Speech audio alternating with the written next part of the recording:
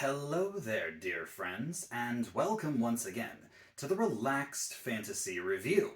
Today, we're continuing our series on Sebastian Crow's Guide to Dragonheim, and we're going to be discussing another subclass of the Warlock. Last time we discussed the Cosmic Patron, but today we're going a little more body horror. This is the Flesh Patron Warlock. Patrons of warlocks are meant to be supernatural beings that grant them their powers. Fairies, angels, devils, old gods. Flesh warlock? I'm a little uncertain what that's meant to be. Maybe an aberration of some kind? But I feel like that has been captured by the Fathomless.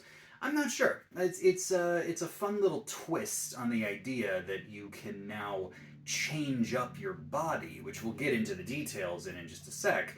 But the patron is a question mark for me. Not quite sure about that one. Anyways, I'd like to let you know, Relax Fantasy Review has memberships. For just $1 a month, you can support me here on YouTube and get a couple benefits.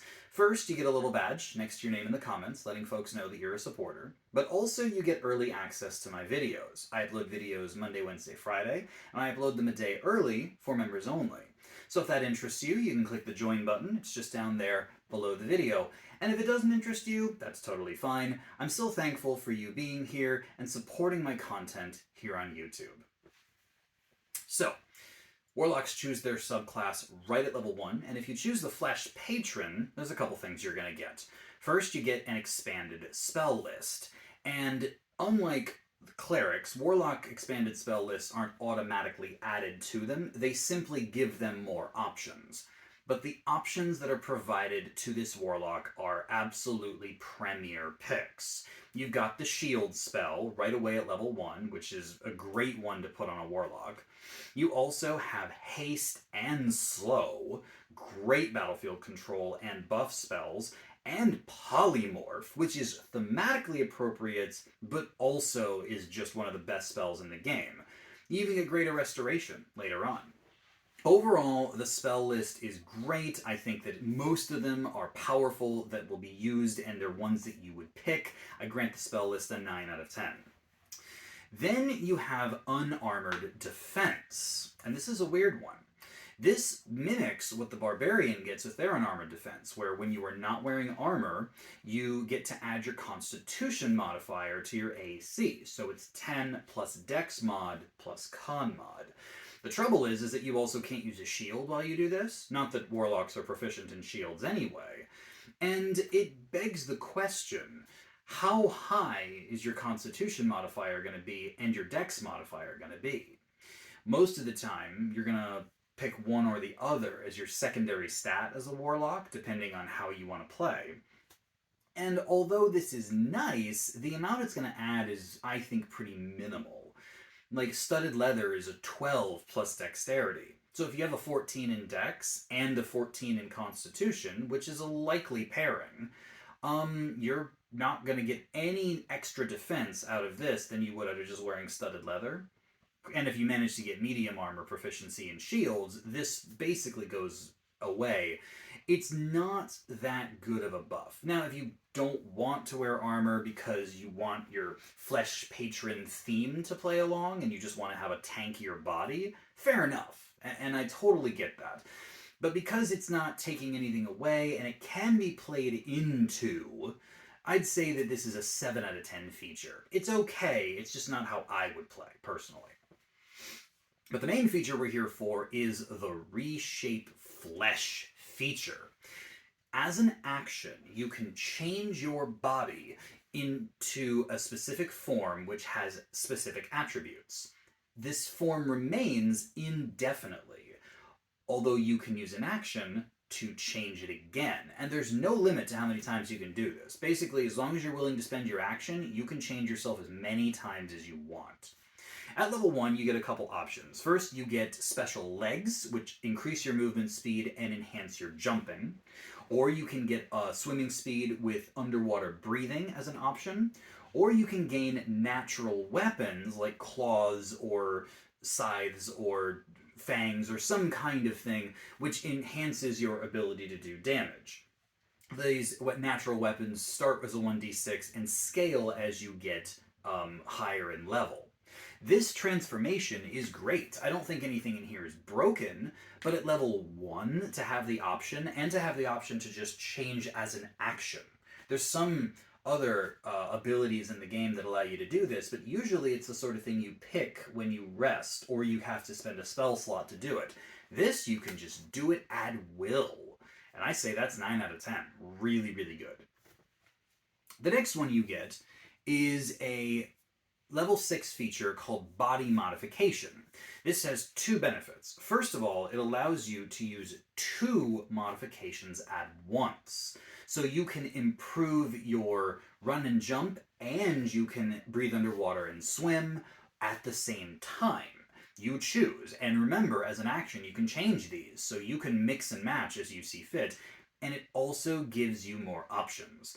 It allows you to squeeze your body like a gelatinous creature through 1-inch gaps, as well as have advantage on stealth checks, so it makes you just more sneaky and slippery. It can just change your appearance, like the Alter Self spell, magically morphing you to look like a different race or a different height or whatever. It can give you extra attack. This pairs really well with the natural weapons, and when you choose the extra attack feature, your attacks become magical, so this very much plays into the we're in melee combat now theme. Or you can gain a climbing speed, which allows you to stick to walls and climb up them and stick to them. And these are all great powers. Honestly, the idea that you get to choose these as an action, this mimics spells. Spider Climb, the Alter Self spell, Gaseous Form, kind of, although it's more about slime than it is about gaseous form. But you can just do them. And that's awesome. These are great, great powers. And because you can double them up, I'm personally imagining kind of there's obviously the natural weapon extra attack feature. That's cool. But also there's the run, jump, and climb, which you can combine by like going faster, jumping higher, and sticking to walls. Very Spider-Man-y. There's just great and interesting ways you can mix this up. And I say that this body modification takes the 9 out of 10 of the reshaped flesh and pushes it into the 10 out of 10 region. But at level 10, it gets even better. You gain more options for your transformation. You can sprout wings and grant yourself a flying speed, concentration-free flight, as an action, unlimited. Fantastic. You also can have a poison aura. This actually has a downside, interestingly. It gives you disadvantage on charisma checks, but because you can turn this on and off as an action, that's not really a big deal. And when you do it, creatures within 10 feet of you take poison damage, which is really nice. And you can also get a hardened skin, which gives you resistance to the basic damage types, bludgeoning, piercing, and slashing. So at level 10, you've got the option to fly, have damage resistance, swim, climb, squeeze, change your appearance, have natural weapons. Everything is here, no matter your playstyle. Like, this works. And I give the 10th level feature, which is the physiological mastery feature, a 10 out of 10 again. We're doing real good stuff here. Finally, at level 14, you gain Unfathomable Horror, because we're really playing into the horror theme. And this doesn't even add any new abilities to you, it just lets you have 3 at a time. So now you can fly, have damage resistance, and have the extra attack or have natural weapons.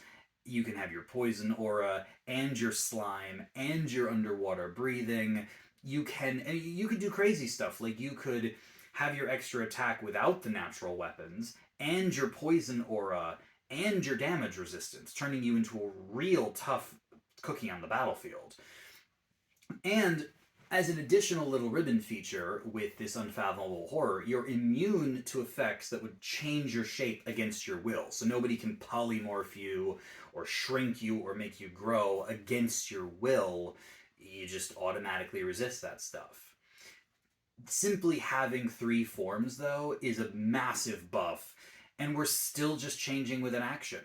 Anytime you need to change with these, what do we got? 10 varieties of forms we can take. This is 10 out of 10, and it's fantastic. The entire subclass plays very much like a Swiss Army knife creature, where you're just going to change your body into whatever you need it to do. Nothing here is crazy strong. Most spellcasters get to fly with the fly spell or by changing their form in some other way. Most spellcasters can breathe underwater. Most spellcasters can climb or move faster, or even at the higher levels gain resistance to damage or have damaging auras. None of this stuff is new. What's good about it is that it doesn't take spell slots, it doesn't take concentration, you can change it with an action. So it's almost like all of these effects, which would normally take your spell slots, no longer do.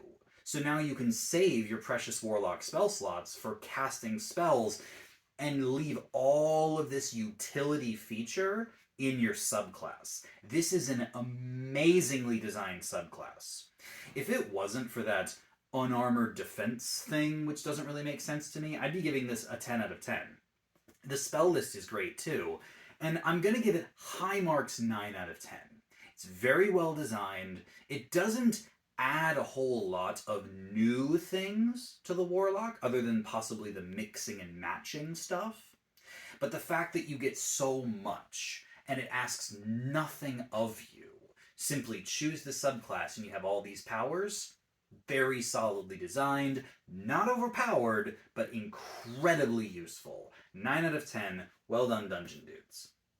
This has been the Relaxed Fantasy Review. If you enjoyed the video, please like and subscribe down below. Have a look for the join button down there, as well as a link to Ghostfire Gaming. They're the ones who published Sebastian Crow's Guide to Drakenheim, written by the Dungeon Dudes, my fellow YouTubers, and I highly suggest you check the book out for yourself. Have a good one, my friends.